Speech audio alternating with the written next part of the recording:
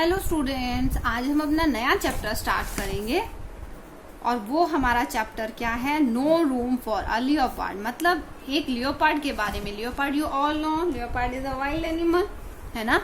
तो लियोपार्ड के लिए no room for a leopard मतलब कोई जगह नहीं। नो रूम मतलब no space for a leopard, ठीक है। तो ये स्टोरी हमारी किसने लिखी है? रस्किन बॉन्ड ने लिखी है। तो रस्किन बॉन्ड की जो स्टोरीज होती हैं उसमें हमें नेचर, एनिमल और पीपल के टूवर्ड्स बहुत अच्छा या अफेक्शन देखने को मिलता है, ठीक है। तो ये जो स्टोरी है ये एक लियोपार्ड के बारे में है जो ह्यूमन पर ट्रस्ट करता है, ठीक है, जो ह्यूमन पर ट्रस्ट करता है और इसका आउटपुट उसको क्या मिलता है वो हम इस स्टोरी में पढ़ेंगे, ठीक है। तो Ruskin Bond's story are full of nature, animal and people.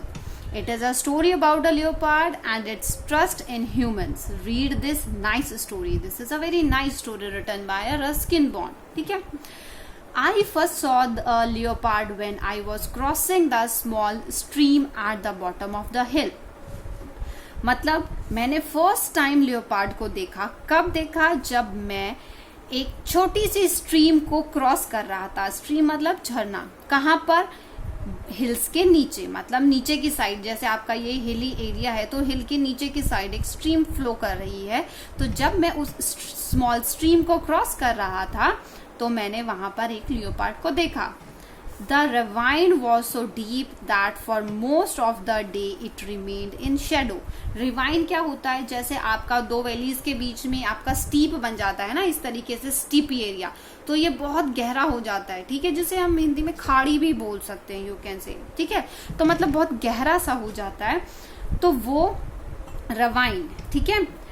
तो रिवाइन क्या था? बहुत गहरा था और वो ऑलमोस्ट छाया में रहता था. मतलब वहां वो इतना गहरा था कि वहां पर प्रॉपर धूप या लाइट नहीं जा सकती थी. मतलब तो वो थोड़े अंधेरे में ही रहता था. This encouraged many birds and animals to emerge from cover during the hours of daylight. मतलब कि वो एनिमल्स और बर्ड्स को एनकरेज करता था. मतलब वो वहां पर जो अंधेरा था वो एनिमल्स और बर्ड को एनकरेज करता था वहां पर जाने के लिए, ठीक है. Few people ever passed the way. बहुत लोग वहां से पास करते थे. As a result, Ravine had become a little heaven for wildlife. ठीक है. मतलब कि वहां, sorry, few people ever passed that way.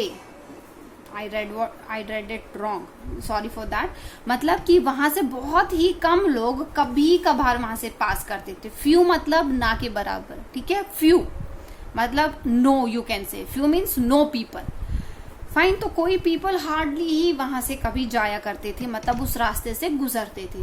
तो वहां पर क्या था? अपना जो वाइल्ड एनिमल्स थे उस रेवाइन में इजीली रहते थे. मतलब वो जो रेवाइन था वो उन वाइल्ड एनिमल के लिए एक स्वर्ग की तरह हो गया था.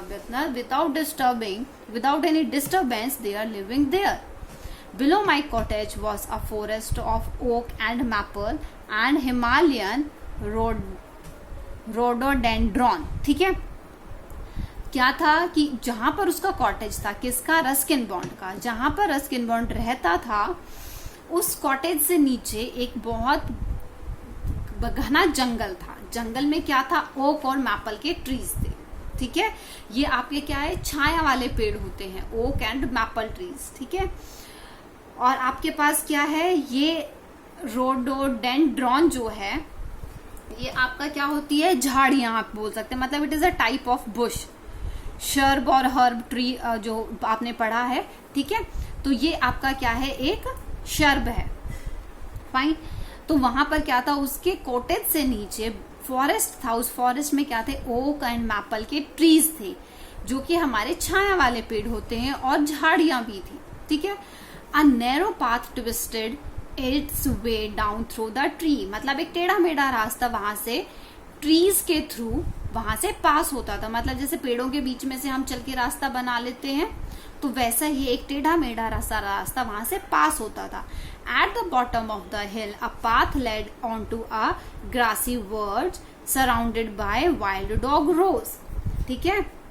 मतलब जो हिल्स का बॉटम था, ठीक है, वहां तक वो रास्ता जाता था.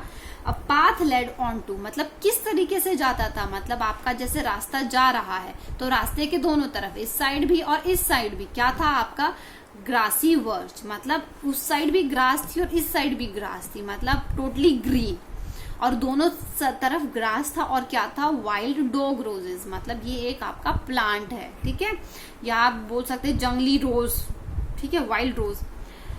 The streams ran close by the birch tumbling over smooth pebbles, मतलब जो झरना था वो क्या कर रहा था, उस बॉर्डर से, मतलब वहां पर जैसे अब पानी गिरता है तो उछलता है ना, तो वो उछलता और वैसे ही मतलब स्मूथली वहां से फ्लो कर रहा था, ठीक है। नियरली एवरी मॉर्निंग, मतलब almost her morning, I heard the crying of a barking deer, मतलब मैं एक बार्किंग डियर की आवाज हर मॉर्निंग में सुना करता था। I saw pine marten and a handsome red fox, मतलब वो क्या देखता था, इन जानवरों को देखता था, किसको, पाइन मार्टिन को और रेड फॉक्स को, इन दोनों एनिमल्स को वो ऑलमोस्ट देखता था। I recognised the footprint of a bear, मैंने फुटप्रिंट्स देखे, किसके, बियर के। मैंने जैसे फुटप्रिंट्स को देखा तो मुझे लगा कि ये बियर के फुटप्रिंट्स है। As I had not come to take anything from the jungle, the birds and animals soon grew accustomed to my face, मतलब जैसे मैं वहां से डेली आया जाया करता था जंगल से, तो मैं वहां पर किसी को कोई भी नुकसान नहीं पहुंचाता था। तो बर्ड्स और एनिमल्स जो उसको डेली देखते थे तो वो उसके फेस के फेमिलियर हो गए थे, मतलब उनको उसके फेस की आदत हो गई थी। They became habitual, accustomed to means habitual. After some time my approach did not disturb them. कुछ टाइम के बाद when they become habitual of his face, तो उसके जाने से उन लोगों को कोई डिस्टरबेंस नहीं होती थी। They want get disturb when Ruskin want approach in the jungle, ठीक है।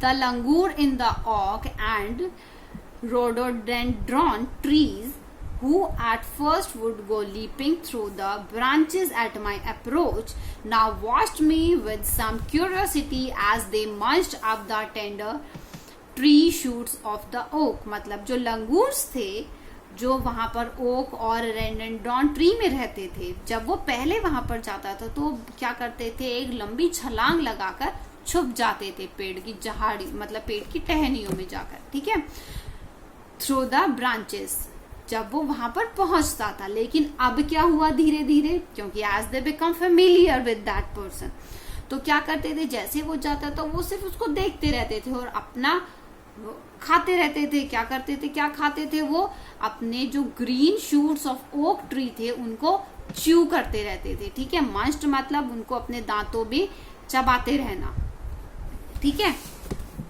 However, one evening as I passed, I heard them chattering in the tree and I was not the cause of their excitement. एक शाम को मैंने क्या notice किया, जब मैं वहां से जा रहा था तो मैंने देखा they were chattering, मतलब मरमरिंग की साउंड, मतलब ऐसा लग रहा था वो आपस में कुछ बातें कर रहे हैं लेकिन कुछ घबराहट। तो उसने उसकी वो चैटरिंग की आवाज सुनी ट्रीज से और उसको ये तो श्योर था कि मैं तो कम से कम उनकी इस चैटरिंग की ये जो एक्साइटमेंट आ रही है उनमें, जो चैटरिंग वो कर रहे हैं उसका कम से कम मैं तो कारण नहीं हूं, मतलब they were not chattering because of me, ठीक है, वो मेरी वजह से तो ये चैटरिंग नहीं कर रहे हैं। He was sure about that, क्योंकि उसने ऐसा कुछ किया ही नहीं था। It was as thought the langurs were trying to warn me of some hidden danger. उसे ऐसा लग रहा था जैसे जो लंगूर्स हैं उसको किसी डेंजर के बारे में पहले से वार्न करना चाह रहे, कि मतलब समथिंग डेंजरस इज देयर, ठीक है, they want to warn him. A shower of pebbles came rattling down the steep hillside, मतलब कुछ पेबल्स थे वो मतलब लुढ़कते हुए स्टीप हिल साइड से नीचे की तरफ आ रहे थे, मतलब लुढ़कते हुए हिल से नीचे की तरफ आ रहे थे, ठीक है। I looked up to see an orange gold leopard poised on a rock about 20 feet above me, मतलब उसने क्या देखा, ऑरेंज गोल्ड लियोपार्ड था, ठीक है, जो कि रॉक के वहां से ऑलमोस्ट उससे कितनी दूरी पर था, 20 फीट की दूरी पर था। It was not looking toward me, लेकिन वो उसको नहीं देख रहा था। but had its head thrust attentively forward in the direction of the ravine. मतलब वो सपोज ये रस्किन बॉन्ड है तो ये लेपर्ड रस्किन बॉन्ड को ना देखकर इसका ध्यान कहीं और था. कहाँ पर था इसका ध्यान? उस रेवाइन की ओर था. मतलब रेवाइन क्या? वही जो एरिया जो दिन में भी अंधेरे में रहता था. It must have sensed my presence. अब शायद लियोपार्ड को उसकी प्रेजेंस का पता लग गया कि मतलब रस्किन बॉन्ड भी यहाँ पर है. ठीक है, क्योंकि उसने अपने हेड को हल्के से टर्न किया और धीरे से उसकी तरफ देखा. ठीक है, it seemed a little puzzled at my presence there. वो शायद मेरी प्रेजेंस को देखकर मतलब मुझे वहां देखकर वो शायद थोड़ा पजल हुआ कि ये यहाँ क्या कर रहा है. Then to give myself courage, I clapped my hands sharply. मतलब अपने आप को थोड़ा सा मुझे बढ़ावा देने के लिए, हौसला देने के लिए, ताकि मैं घबराऊं नहीं, उसने क्या किया? उसने अपने हैंड्स को क्लैप किया. The leopard sprang away into the thicket, making absolutely no sound. ठीक है, तो लियोपार्ड ने क्या किया? आराम से जंप करके, स्प्रिंग मतलब जंप करके, लियोपार्ड आराम से कूद के वहां से चला गया. ठीक है, बिना कोई साउंड किए. I had disturb the animal in its quest for food. मतलब शायद रस्किन को लगा कि शायद मैंने उसे डिस्टर्ब कर दिया क्योंकि वो अपने खाने की तलाश में था. ठीक है, तो मतलब जिस चीज को वो खाना चाहता था, जिसकी तलाश में था, वो उसकी प्रेजेंस से हो सकता है वहां से चला गया. बट अ लिटिल लेटर, लेकिन थोड़ी देर बाद, I heard the quickening cry of barking deer as it fled through the forest. The hunt was still on. थोड़ी ही देर बाद उसने क्या देखा कि एक बार्किंग डियर के क्राई की साउंड उसको सुनाई दी. ठीक है, that he heard the sound of a crying barking deer. ठीक है, उसको ऐसा लगा कि बार्किंग डियर जो है वो रो रहा है. और वो जैसे क्या कर रहा है? क्वेकनिंग मीन्स अपने मतलब जिंदगी की भीख मांगना. मतलब ऐसे दर्द से अपने आप को बचाने के लिए इस तरीके का साउंड उसको लगा कि वो इस तरीके से रो रहा है कि शायद कोई मुझे बचाए. ठीक है, मतलब रहम की भीख मांगते हुए या मतलब दर्द में मुझे छोड़ दो, इस तरीके से उसको उसकी रोने की आवाज से उसको ऐसा लगा कि शायद he is begging for his life through the forest. और उसको ऐसा लगा क्योंकि उसको उसकी आवाज से ऐसा लगा तो उसको आइडिया हुआ कि मतलब नहीं, शिकार अभी भी जारी है, मतलब शिकार अभी भी चल रहा है. तो स्टूडेंट्स, आज के लिए हम यहीं तक अपने चैप्टर को करते हैं. In next video we try to complete this chapter. तो आप आज यहीं तक अपने चैप्टर को रीड करना, और आपको अगर कोई वर्ड या कोई सेंटेंस का मीनिंग नहीं समझ आता है तो उसको पूछना.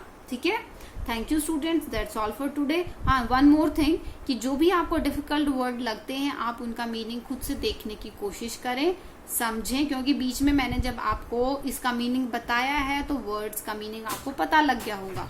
और नहीं तो हम जब लास्ट में वर्ड मीनिंग करेंगे तो हम उन वर्ड्स को भी उसमें कवर कर लेंगे. ठीक है, thank you students, that's all for today. Now it's your work to read the chapter.